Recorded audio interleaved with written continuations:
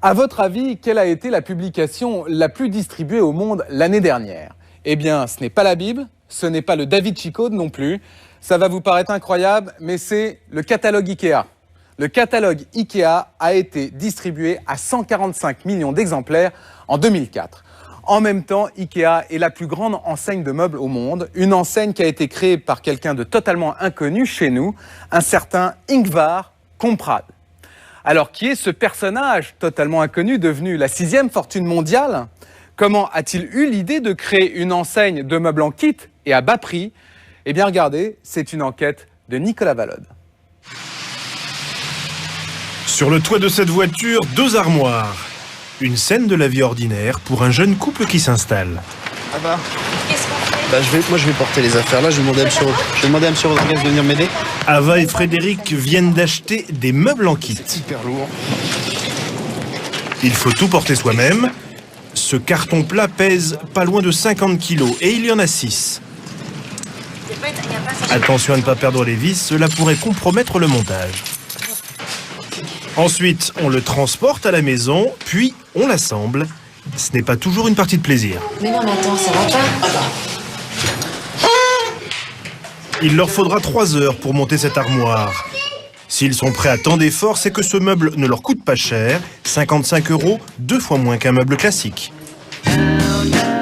Des meubles pas chers à monter soi-même, c'est sur cette formule que s'est construit l'incroyable succès de cette marque suédoise, une des plus connues au monde. Avec ses meubles fonctionnels et résolument modernes, elle a conquis des centaines de millions de personnes sur les 5 continents. Derrière l'empire du meuble en kit se cache un homme très discret dont le visage ne vous dit sans doute rien. Ingvar Kamprad, fondateur d'IKEA. Il a imaginé le concept qui fait de lui aujourd'hui l'un des hommes les plus riches de la planète. L'histoire de ce Suédois visionnaire est celle d'un homme secret dont le parcours a suscité la polémique. L'itinéraire de cet entrepreneur atypique débute en 1926 en Suède. Depuis la province du Småland, une terre hostile, recouverte de forêts. À l'époque, c'est la région la plus pauvre du pays, et c'est ici qu'Ingvar Kamprad grandit, à Elmtarid, un lieu-dit avec une dizaine de fermes isolées.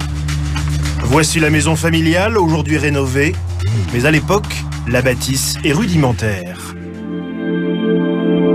Les parents d'Ingvar sont pauvres et les fins de mois difficiles. Très vite, le jeune garçon va délaisser le travail à la ferme. Ingvar est débrouillard, il a surtout soif de réussite. Un vieux monsieur du village lui a demandé un jour « Mais qu'est-ce que tu veux faire plus tard, Ingvar ?» Il lui a répondu « Je veux devenir un très riche millionnaire. » Pour devenir riche, Ingvar a une intuition. Il fera du commerce. Dans son village reculé, aucune boutique. La première épicerie est à plus de 6 km et les fermes sont toutes très isolées. Pour le jeune Ingvar, cela représente une opportunité qu'il ne va pas laisser passer.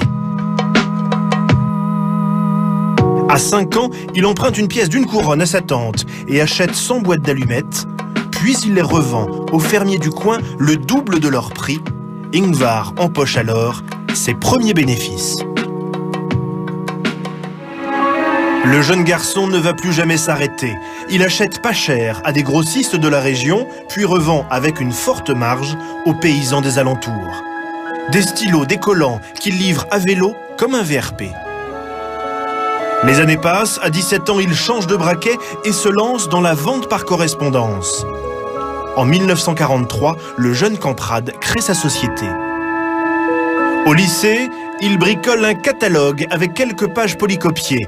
On y trouve tout un assortiment d'objets du quotidien, des couverts, des chaussettes, des cravates, des pipes ou encore des rasoirs.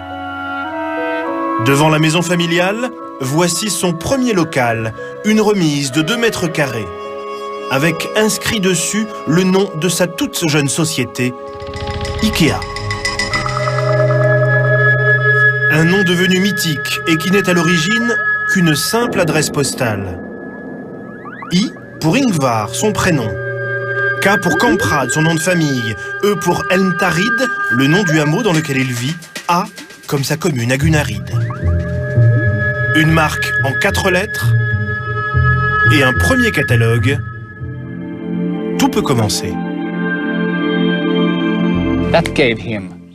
Pour lui, ça a été un vrai déclencheur. Il a senti qu'il devait développer ça, devenir un vendeur de meubles. Car parmi tous les objets proposés dans son catalogue, les plus grosses ventes, ce sont ses chaises et ses fauteuils. Il faut dire qu'à la campagne, les fermiers vivent toujours avec leurs vieux meubles, transmis de génération en génération. Des meubles rustiques et parfois délabrés. Ingvar Kamprad comprend qu'il doit tout miser sur la vente de meubles. Il ne va plus faire que cela. Ces modèles très classiques, il va les faire fabriquer au meilleur prix par les nombreuses menuiseries que compte cette région forestière. La société Ikea est véritablement née ce jour-là. Pour preuve, Kamprad s'entoure de vrais professionnels. Le dessinateur, Gillis Lundgren, le rejoint dans l'aventure. C'est l'un des premiers recrutés de la société. Le catalogue que Gillis tient dans les mains, c'est lui qui l'a entièrement dessiné. Quand certains clients découvraient les meubles dans le catalogue, ils voulaient voir les meubles en vrai avant de décider de les acheter. Kamprad a alors une idée géniale, exposer tous les produits du catalogue en vrai dans un entrepôt. Et c'est ainsi qu'il ouvre, dans sa province, le premier magasin Ikea.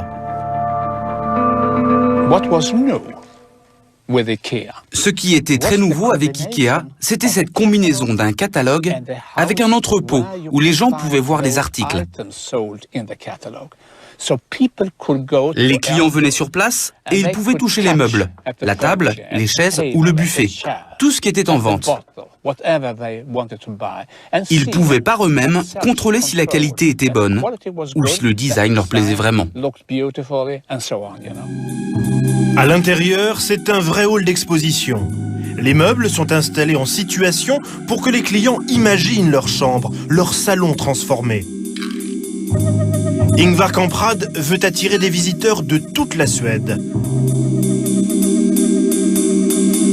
Pour cela, il fait construire devant son premier magasin un hôtel entièrement meublé en produits maison. Les clients qui dépensaient un certain volume d'achat se voyaient offrir une nuit à l'hôtel Ikea et même un bon dîner. Il était vraiment malin. Kamprad est en pleine ascension. Le catalogue est diffusé à 500 000 exemplaires, les commandes affluent et Ikea double son chiffre d'affaires chaque année. Seul ombre au système, la casse. Les livraisons à domicile leur reviennent très cher, car les meubles supportent mal, très mal le transport. Quand les meubles se cassaient, il devait rembourser les clients. Et ça, il détestait. C'est à nouveau cet homme, Gillis Lundgren, qui va apporter un coup de main précieux à son patron. Il va trouver presque par hasard la solution miracle contre la casse. Une idée lumineuse qui va même changer le cours de l'histoire de cette PME. Une nuit, on était en train de travailler ensemble pour faire le catalogue. C'était sur ce modèle de table, celui-là, je me souviens, avec des pieds très longs et très fins. Et j'ai dit à Ingvar, c'est vraiment dommage de transporter une si petite table dans un si gros paquet. Alors je lui ai dit, on devrait plutôt enlever les pieds et les mettre au fond du carton sous le plateau de la table. Cela permettra d'avoir un emballage vraiment, mais vraiment plus petit. Et voilà le résultat, comme vous pouvez le voir, dans ce petit carton plat, il y a toute la table. Sans qu'il en ait vraiment pris conscience, Gillis invente ce jour-là le meuble en kit. Un système révolutionnaire qui fera le succès d'Ikea. Kamprad, lui, l'a tout de suite compris. L'homme d'affaires qu'il était a tout de suite compris tout le profit qu'il pouvait en tirer pour la distribution de ses meubles. Envoyer des meubles en pièces détachées, jusqu'ici, ça ne s'était jamais vu ailleurs. Désormais, pour Ingvar Kamprad, l'avenir passe par ses paquets plats. Fini les modèles classiques. Il veut même produire à grande échelle ses propres meubles en kit. Cela permet de limiter la casse, bien sûr, mais l'autre avantage, c'est qu'avec ce système, le transport revient nettement moins cher. Empilés les uns sur les autres, les meubles en kit occupent 8 fois moins d'espace. Alors forcément, le coût du transport est divisé d'autant. Pour inventer ces nouveaux meubles en kit faciles à monter, c'est encore Gillis Lundgren qui s'y colle. Voici l'une de ses premières créations. Je voudrais vous montrer un de mes premiers meubles. C'est d'ailleurs un des produits d'IKEA qui a connu le plus grand succès à travers les années. Un bloc-tiroir d'une simplicité déconcertante. Sur ce principe, Gillis invente des centaines de modèles. Certains sont devenus de grands classiques. Comme Billy, la bibliothèque modulable, il s'en vendra 28 millions dans le monde entier. Ou encore Ogla, la chaise vendue elle aussi en kit. Ces meubles simples, minimalistes, conçus par le discret Gillis Lundgren, donnent à l'entreprise une image de modernité. Un style qui marque une rupture avec celui des meubles classiques, de la couleur, de la rondeur, un style qui va faire fureur auprès d'une nouvelle génération de clients.